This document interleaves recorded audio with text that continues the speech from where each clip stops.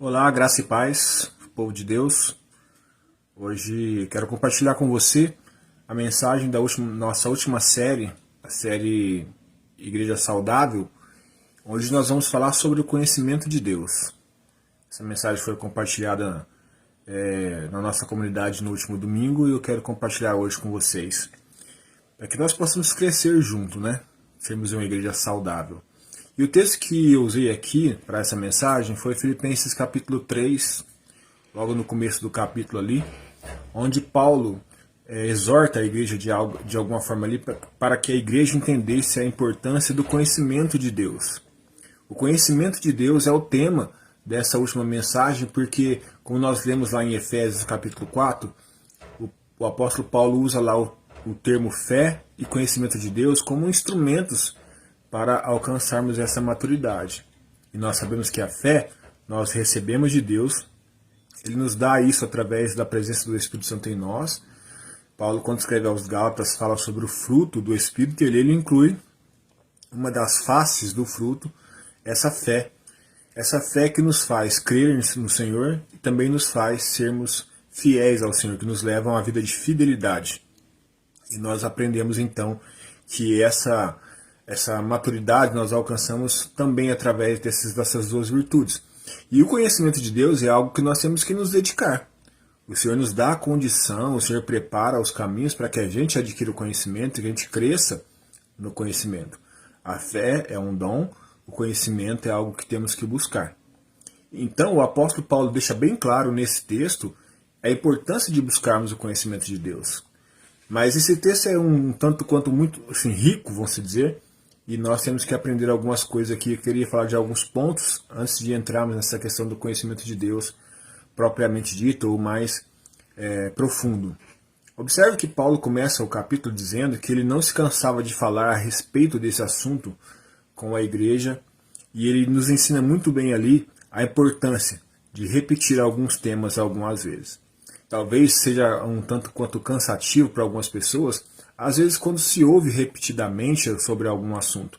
Mas observemos que, nesse caso, Paulo fala que ele fazia isso, ele não se cansava de falar isso, e diz que repetia esse assunto algumas vezes para o próprio bem da igreja.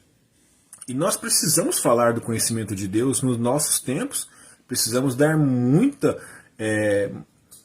importância para esse assunto, já que vivemos um tempo onde se apresenta Deus de diversas formas, Deus com diversas faces, com diversos comportamentos, enfim.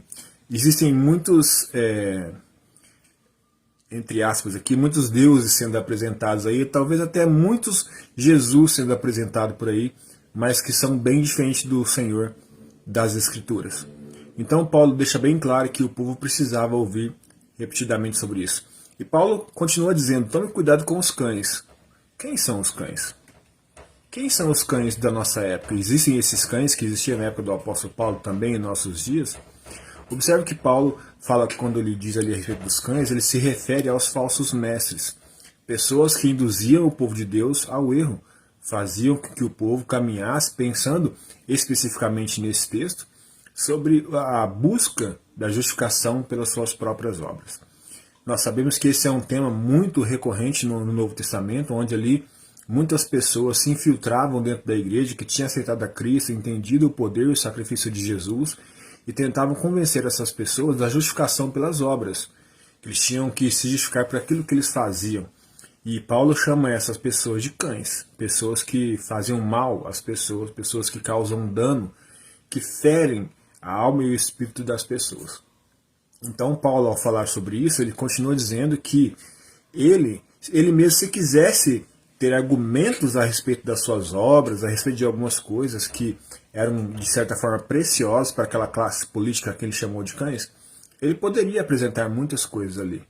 Na verdade ele disse que ele era fariseu de fariseu, era da tribo de Benjamim, ele tinha sido circuncidado ao 8º dia, e ele ali elenca, ou ele cita ali, vários atributos que humanamente ele tinha conseguido, que poderiam, diante da religião da época, justificá-lo de alguma forma.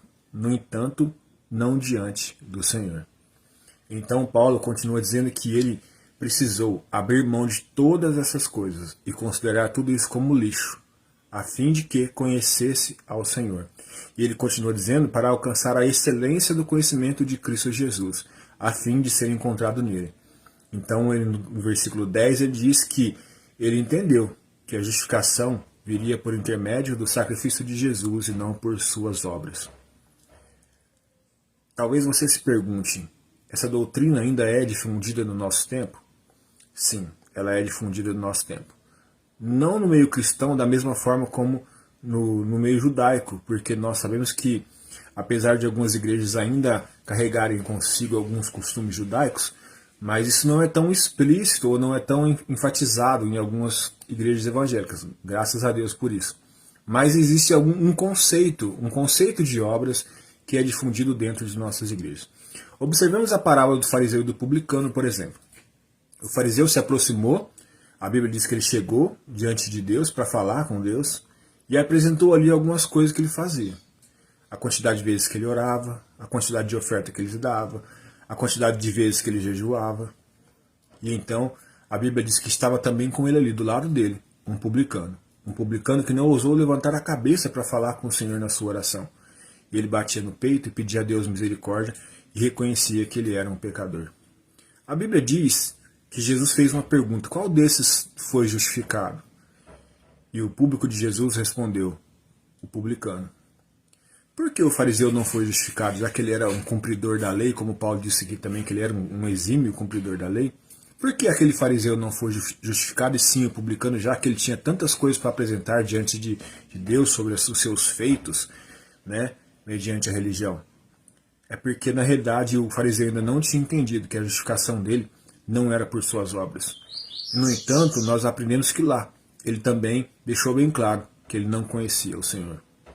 Quando nós tentamos nos justificar, talvez nós não possamos, não admitimos que fazemos isso por causa da nossa salvação, apesar de que alguns são bem enfáticos em questão de dogmas e usos e costumes.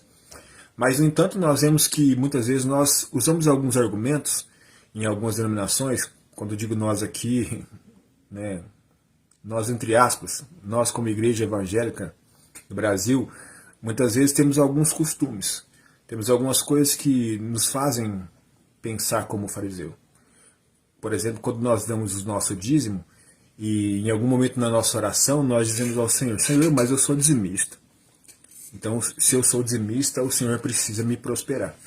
Eu vou usar o termo precisa aqui, mas alguns usam o termo até um pouco mais imperativo. O Senhor tem que me abençoar, né?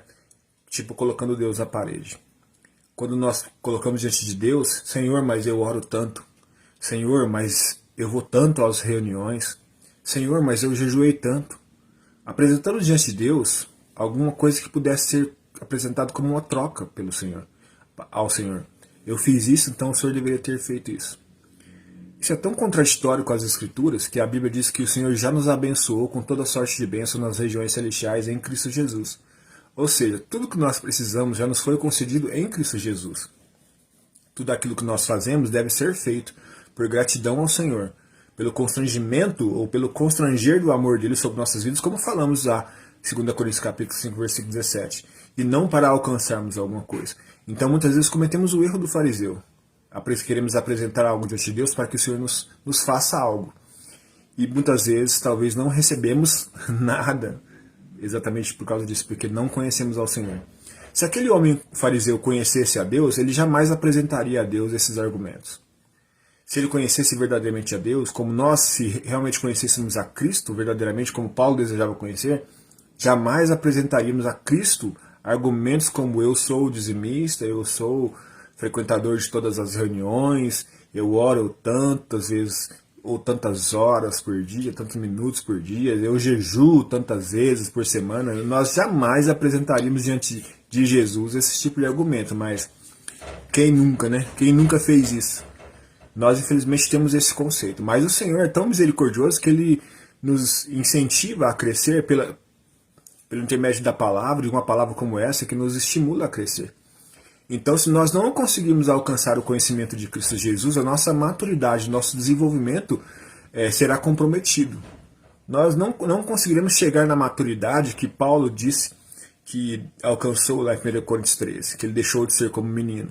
Ele jamais alcançaria essa maturidade se não tivesse entendido que ele tinha que abrir mão de todos os seus argumentos a respeito daquilo que ele já fez ou tinha feito ou poderia fazer diante de Deus.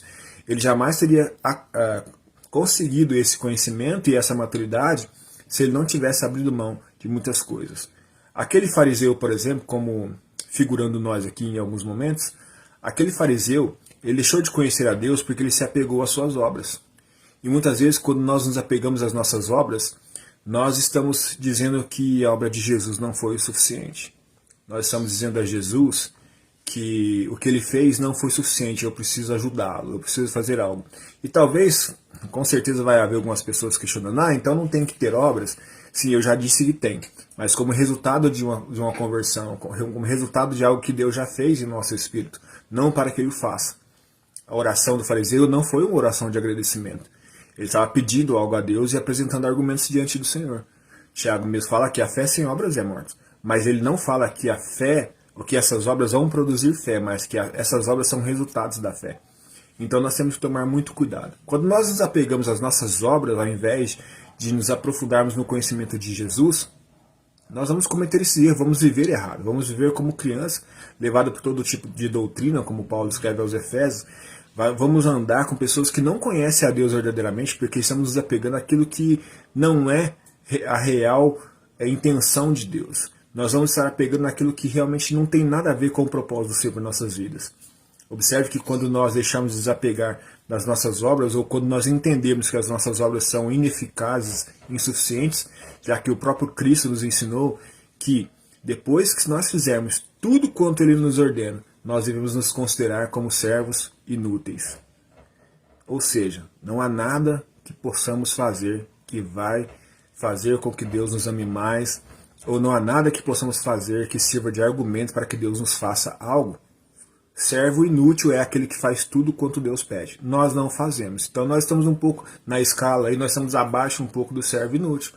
Mas o Senhor é tão maravilhoso que Ele nos ensina, nos leva a entender a importância do sacrifício de Jesus. E como eu disse, quando nós entendemos isso, nós vamos conhecer mais a Deus. Como assim vamos conhecer mais a Deus quando nos desapegarmos, deixar de confiar nas nossas próprias obras? Quando nós fizermos isso, nós vamos conhecer realmente o sacrifício de Jesus, o propósito, a intenção, a motivação, a inspiração que houve em tudo isso. Isso fará com que nós conheçamos mais ao Senhor. Quando nós deixamos de confiar nas nossas próprias obras, nós começamos a entender mais a obra de Jesus. E quanto mais entendemos a obra de Jesus, mais entendemos o seu amor. E quanto mais entendemos o seu amor, quanto mais conhecemos acerca do amor de Cristo, mais nós vamos ser constrangidos por esse amor e sermos conduzidos a uma vida de amor. Nós, infelizmente, em alguns momentos, nós nos relacionamos com as pessoas não com base no amor. Muitas vezes, quando nós somos iludidos com as nossas próprias obras, nós nos relacionamos com as pessoas, talvez você já tenha passado por isso, como eu já passei, você às vezes julga as pessoas por aquilo que você faz. Se eu fiz, então a pessoa também tem que fazer. E na verdade, nós temos que entender que isso é pensar nas suas próprias obras, isso vai causar um problema nas suas relações. Mas quando você entende que tudo que você tem, tudo que você é, tudo que você recebe é como fruto do amor de Deus, você vai entender que a outra pessoa também vai receber como resultado do amor de Deus. Como resultado dessa ação divina na vida das pessoas, assim como foi nas nossas vidas.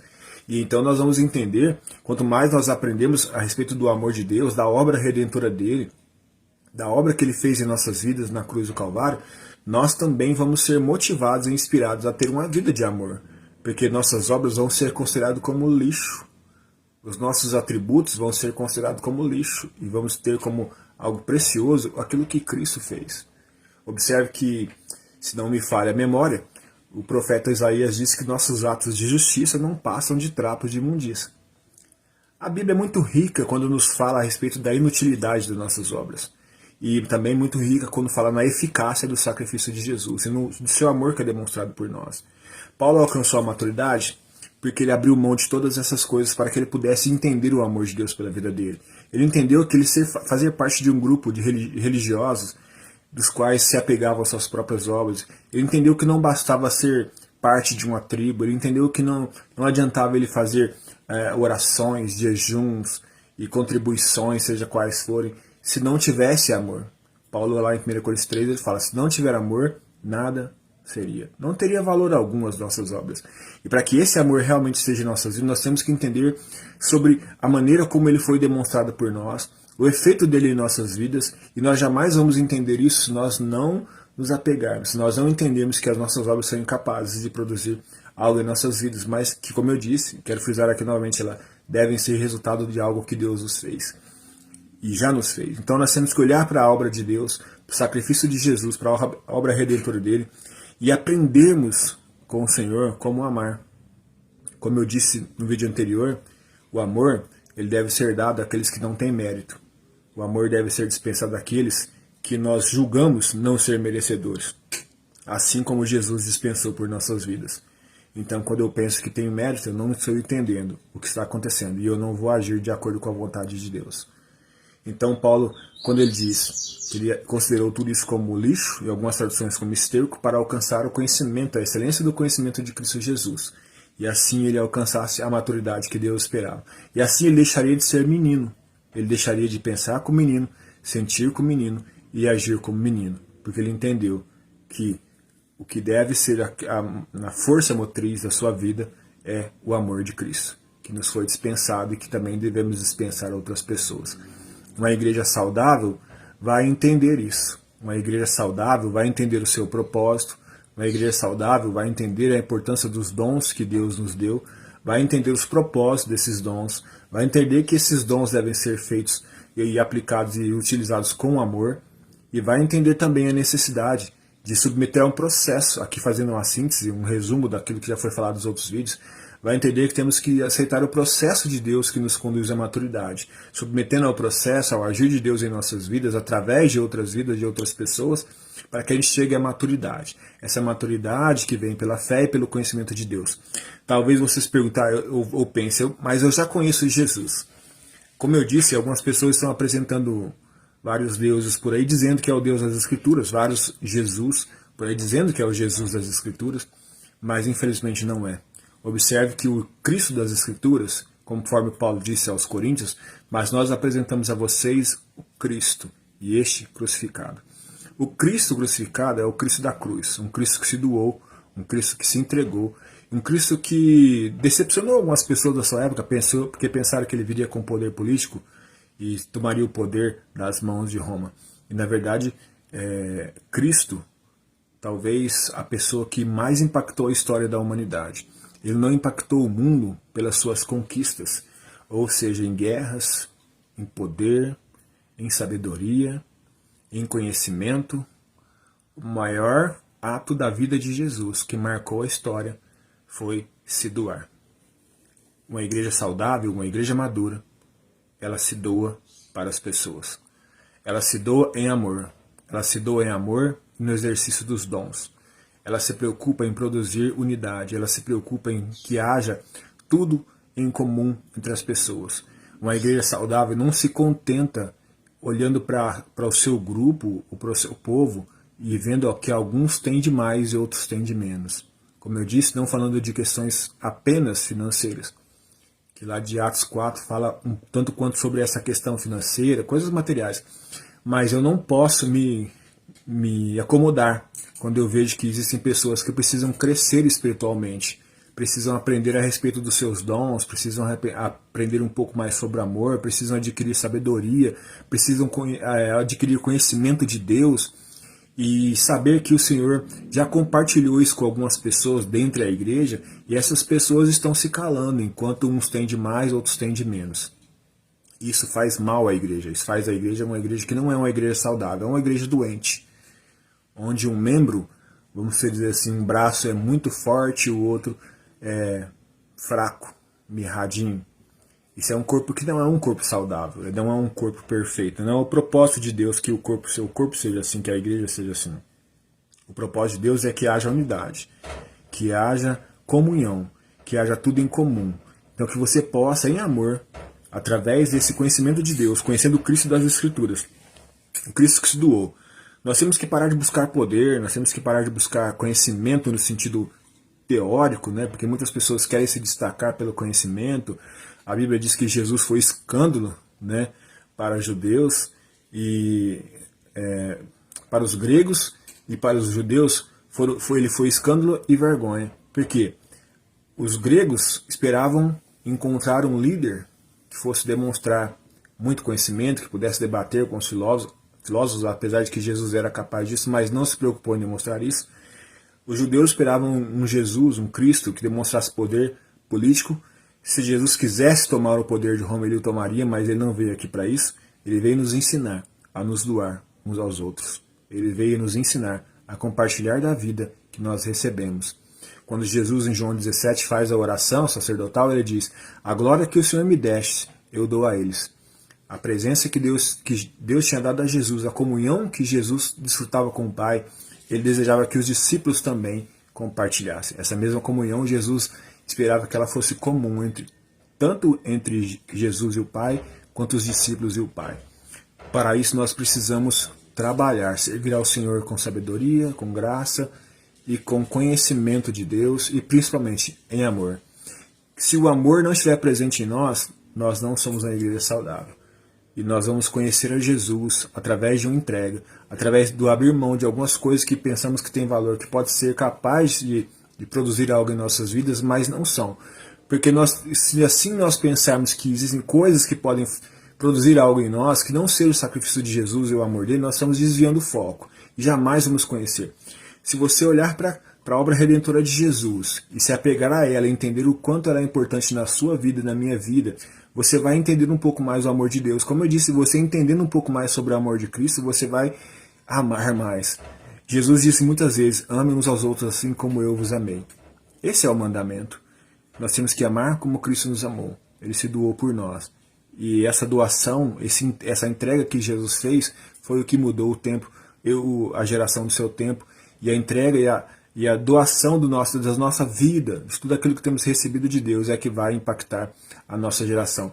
Que você cresça, que eu cresça em amor, em conhecimento, em graça e sabedoria, e nos tornemos uma igreja saudável, uma igreja que promove comunhão e unidade entre seus membros. Não estou falando aqui apenas de comunidade Ebenezer, estou falando de igreja de Jesus. Porque tem pessoas que que talvez estejam me ouvindo, que não são da comunidade Ebenezer, e precisam também entender as verdades bíblicas. Que o Senhor nos ajude, nos dê força, e que nós possamos buscar esse crescimento em conhecimento de Deus. E entenda que não é um conhecimento teórico, é um conhecimento de reconhecimento da obra redentora e salvadora de Jesus que transformou a nossa vida. Amém?